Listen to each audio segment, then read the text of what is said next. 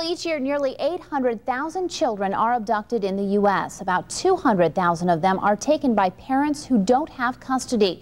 Now, many think these cases are somehow less serious or important, but that could not be further from the truth. In this week's Safe Kids Report, we have the story of an abduction survivor who is now almost 30 years later sharing his story.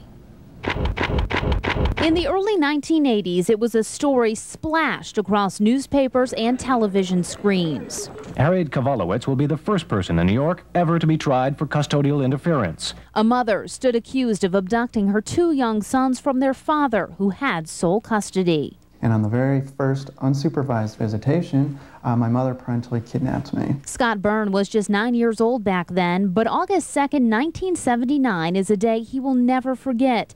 It was when life as he knew it in Pittsburgh ceased to exist. We ended up 5 countries, 13 residencies during a 2-year period of time. At first, it was like an adventure for Scott and his brother Mark. Their mother told them to pick out new names. Scott became Joe, his favorite character in the Hardy Boys books.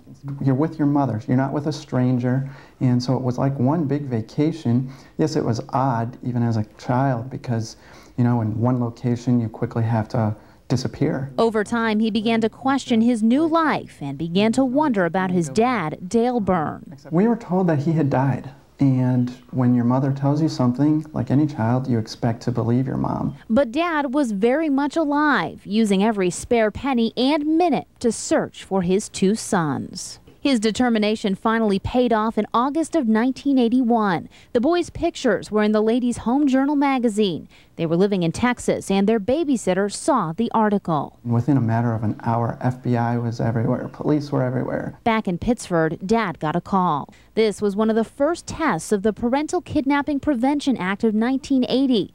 It would be 2 weeks before Dale Byrne returned to Rochester with his boys. It was the first time they had been in Rochester in more than 2 years. As soon as we walked into the terminal, there were reporters as far as you can see.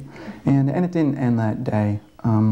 It continued for quite a while. The media circus continued as Harriet was brought back to Rochester to face a judge. She never got custody or jail time and instead returned to Texas with her new husband.